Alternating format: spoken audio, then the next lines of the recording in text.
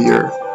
Is it really just a big ball floating in space, spinning on its axis at 1,000 miles per hour, hurtling around the sun at 67,000 miles per hour, whizzing through the Milky Way at a milk-curdling speed of over 500,000 miles per hour, and warp driving through the heaven at over 500 million miles per hour? And what about the sun? Is it really 93 million miles away and close to 1,000,000 miles in diameter, with a circumference of nearly 3 million miles? And it's constantly illuminating half of our entire Earth's surface with the rotation of the Earth, creating our 24-hour days, our night and days? Maybe the Earth is flat after all. And maybe it's completely still, just like we experience. And maybe the sun isn't big, but is very small and very close, and not illuminating the Earth from 93 million miles, but is illuminating locally. And maybe everything, the sun, moon, and stars, are not far away, but are circling overhead relatively close. In this video, we're going to explore the latter option, and at the end, we're going to reveal startling evidence through the use of time-lapse photography that the sun cannot possibly be 93 million miles away, but is in fact very close and is illuminating locally as it traverses our flat Earth. Oh man, and watch how this sun comes at you. Boom. I mean, come on. And that's all perspective. That's if you look at jet trails, Google Images, you'll see them. They start out low at the horizon, they come up overhead. Look at that thing. They come up overhead and then they go down to the horizon. Perfectly explains what the sun would do. Here it is going overhead. I love time lapse. Look at this. You can't go out and look at the sun. You can't see this stuff, except that it's on, time lapse like this. It's incredible. Now watch this thing. It's sweeping. The sun over flat Earth is doing a big circle, right?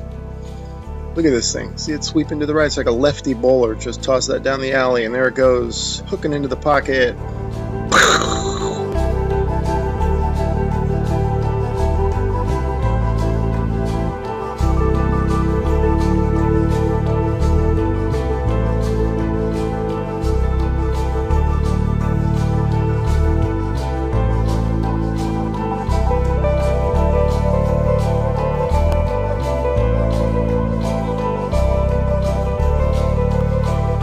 Again, you can see how the clouds angle down to the horizon.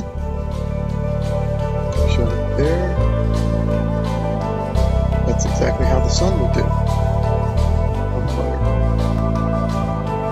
Okay, back to the Copernican principle, and this is what they tell us. The sun is 93 million miles away. Now, I'm going to show you evidence through sunsets that shows the sun light following the sun over the horizon, and it shrinks as it goes over. Now, there's no way it would do that if the sun is 93 million miles away. Okay, first I'm going to show you some footage from the ISS.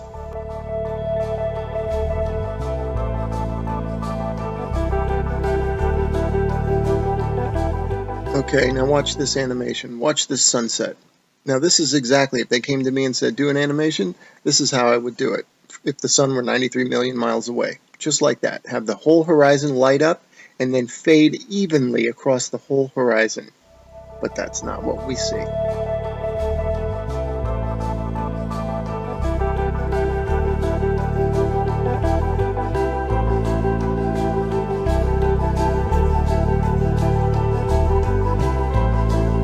Okay, wow, look at that. Look how the light lifts off the ground like a big wedge, or like lifting up a sheet of paper. That's incredible footage. Definitely the light's following the sun, right? Okay, next I'm going to show you how a sun that is circling over the Earth, that creates the horizontal aspect of the sun. If you combine that with perspective, which creates the up and down of the sun, the rising and the setting, you get the 23.5 degree tilt that they talk about. It's nothing but perspective and the circling sun.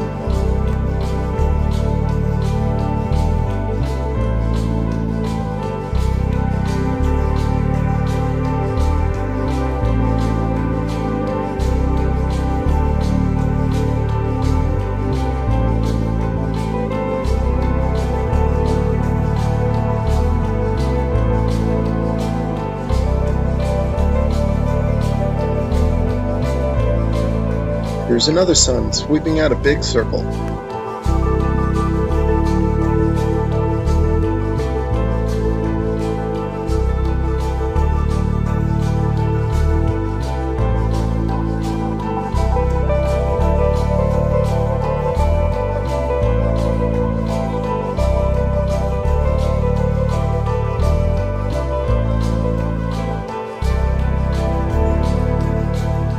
here's a phenomenon that you might be wondering, how in the heck do you explain this on a flat Earth? Well, this footage is taken from Alaska during the summer, and the sun does look like it's going up and down.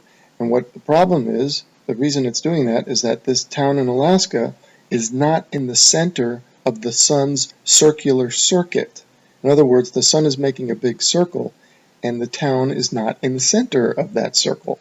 So the sun will appear to be closer and further from the viewer with the camera. So that will cause it to go higher and lower, and also maybe even bigger and smaller.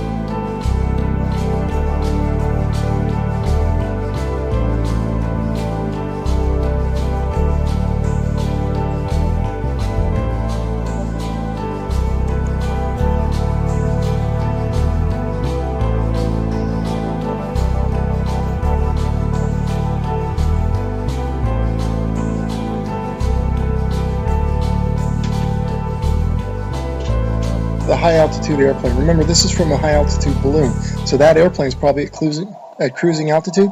Notice how it looks like it's going up from the horizon. That's exactly how the sun will rise, because that plane is staying parallel to the ground. And now watch, it'll go down to the other horizon. All right, again, perspective, that's how the sun will set. And forget the big ball, that's just due to a GoPro camera. But see how the sun, that's the point of this. And then also, look at the size of the sun, man. Look at that thing. I mean, there's something to it to say that we're higher up our view, and the sun looks bigger, and it looks like it's not as high in the sky as it does when we're on the ground. Something to that.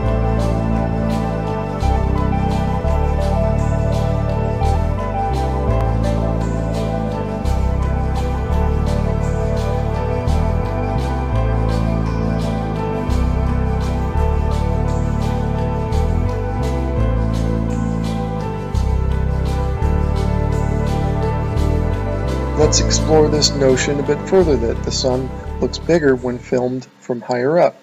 The next 3 slides, I'm going to do a comparison, a side by side. The one on the left, the camera is above the clouds. The camera on the right is ground level.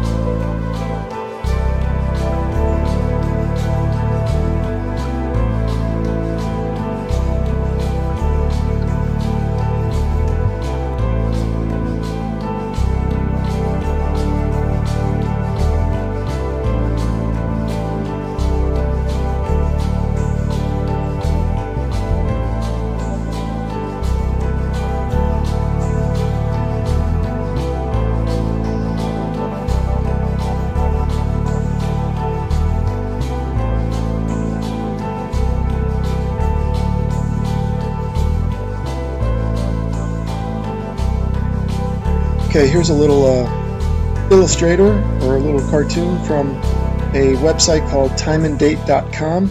It's really funny that they would have a perfect illustration of a sun rising and setting on a flat Earth due to perspective.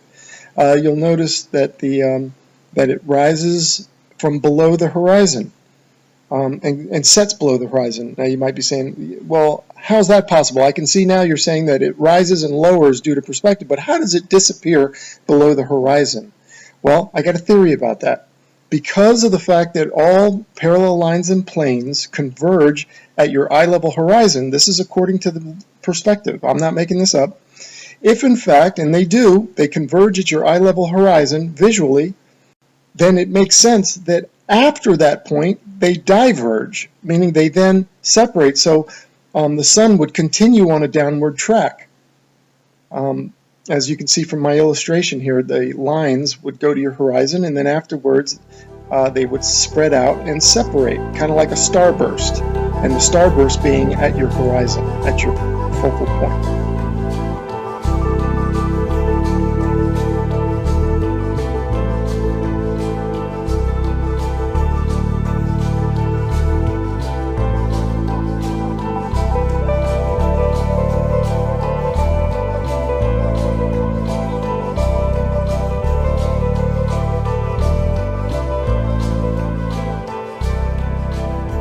Anyway, without further ado, we're going to start talking about, and I'm going to start showing you the time lapse of the sunsets that I'm talking about, that clearly show the sun is close and illuminating locally. Here we go. Here's one right here. I'm going to save the best for last, of course. You can see the light fading. Again, they didn't hold it quite as long as I would have liked them to hold it. Here we have one going over, and you can see the light trailing the sun. Okay, these next three slides, the sun is almost set already behind the horizon, but watch as the sunlight shrinks and follows the sun. It's definitely a locally illuminating sun, not far away, not very big, and definitely not 93 million miles away.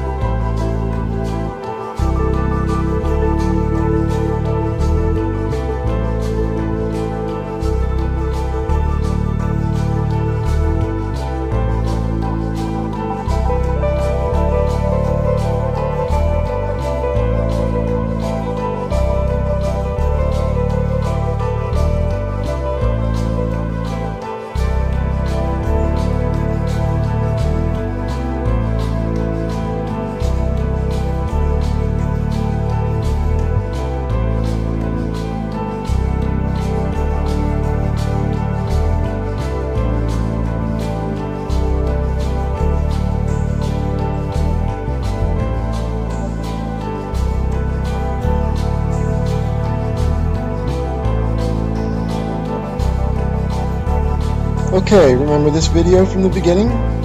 At the video I showed you this one and how it's circling over the earth, and watch it sweep to the right like a bowler bowling it in there for a strike. Okay, now I want you to pay attention to the way the light follows the sun. The sunlight's going to shrink, right, as it follows the locally illuminating sun. Now watch this. See it shrinking, following the sun? You do not get that if the sun is 93 million miles away. The entire horizon should light up. This is proof right there that the sun is close, illuminating locally, and traversing over a flat earth, period.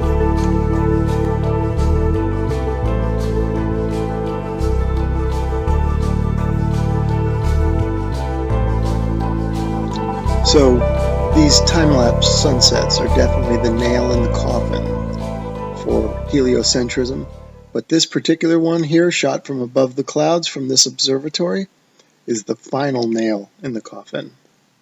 Look at how the sun just shrinks and the light shrinks to nothing. That cannot happen, as I showed you in the when the sun illuminates the entire Earth, which it does from 93 million miles away. It has to. You don't get this isolated look at the sunlight trailing the sun. That's only possible with a small sun, close, not very high, illuminating locally. I mean, if this isn't proof to you, then you gotta take the blinders off.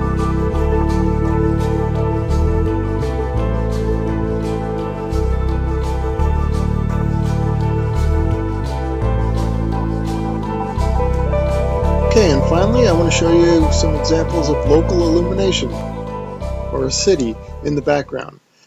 This is from Grand Canyon National Park. That you can see Las Vegas is one of them. You can see the stars going down, so you know that's not the sun. That's the glow of Las Vegas, it says. You can see that's local illumination. I'm just making an example showing you here's Tuba City and a little bit of Flagstaff. Now, in this one here, you see two lights. Obviously, we don't have two suns, but these are two cities lit up, and it's just to show it looks just like the sun going over the horizon. That's the point of me showing that. That's local illumination at work. The sun is not 93 million miles away, because if it was, the entire horizon would light up, or actually would fade evenly, and the entire horizon would fade at the same time. Not what we see here, which is the small sun cruising over the earth and the light is following it. Case closed.